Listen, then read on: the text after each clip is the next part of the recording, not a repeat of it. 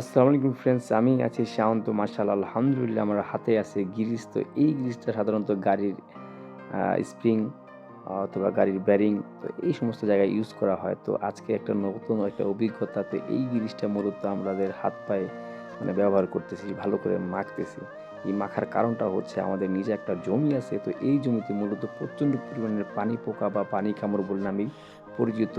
তো সেটা যদি না ইউজ করি তাহলে দেখা যাবে যে ডোবা জমি, তো বছরে একটা বারই আবাদ হয়। যদি এই জায়গায় যদি এই জিনিসটা যদি না ইউজ করি তাহলে আমরা হাত পা একদমই শেষ করে দিবে, আর হাত পা পানি কামড়ে খেয়ে ফুলে যাবে, আর এখান থেকে জ্বরও আসতে পারে। সেজন্যই মূলত জিনিসটা ভালো করে মেখে তার পরবর্তীতে মূলত আমরা যে খেতে নামছি গড়া দেওয়ার উদ্দেশ্যে।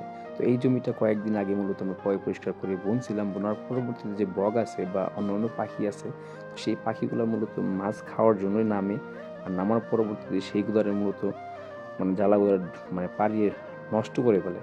নষ্ট করায় ফেলার কারণেই মূলত এই জায়গাটা যদি অতীত থাকে বা ফাঁকা ফাঁকা থাকবে, সেজন্যই মূলত আমরা জঙ্গলগুলো পরিষ্কার করেই মূলত আবার ট্রাই করে আবার মূলত জ্বালার গোড়া দিচ্ছি, দেখেন দেওয়ার মালিক আল্লাহ তাআলা। তো এই জায়গাটা যখন আমরা প্রতি বছরই বুনি, আমাদের কোনো বছরে ধান হয়, কোনো বছর ধান হয় না, বা কোনো বছর ধান নষ্ট হয়ে যায়, কোনো বছর ধান তলিয়ে যায়।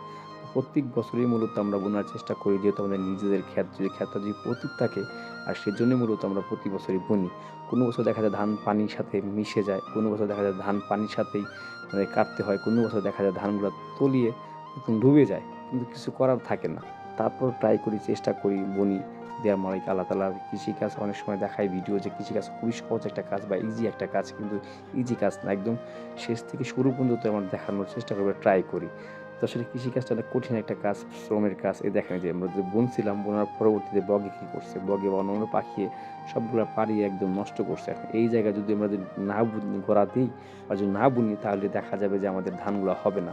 আর ধানগুলো গোড়া দিই, আর যদি কোনো কারণে যে বছর যদি গুড় যদি ভালো থাকে তাহলে হয়তো বা ধান ভালোভাবে কাটতে পারি। আর কোনো বছর যদি বছরের গুড় যদি খারাপ থাকে তাহলে আমরা ধান কাটতে পারি না। প্রতি বছরই আমাদের প্রায় এখানে লসই হয়।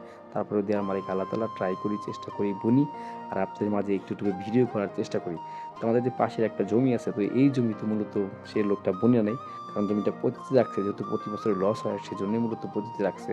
তো আমরা করতেছি যে জালের গোড়া দিতেছি। তো গোড়া দিতেছি, পরিষ্কার করতেছি, তারপর পরবর্তীতে ধানের সার, বীজ, অনেক কিছুই চেষ্টা করতে হয়, অনেক কিছু দিতে হয়। কোনো বছর কাটতে পারি, কোনো বছর কাটতে পারি না। কিন্তু কিছু করার নাই, দেওয়ার মালিক আল্লাহ তাআলা সবসময়ই বলি। তো ইনশাআল্লাহ সবাই ভালো থাকবেন, আমার জন্য দোয়া করবেন। অনেক সময় আমাদের ভিডিও বা কথাবার্তা শেয়ার করি, আমাদের বাস্তব লাইফ থেকেই কথাবার্তা শেয়ার করে থাকি বা কৃষিকাজ করি, সে সমস্ত কাজগুলো আপনাদের মাঝে একটু একটু করে দেওয়ার চেষ্টা করি।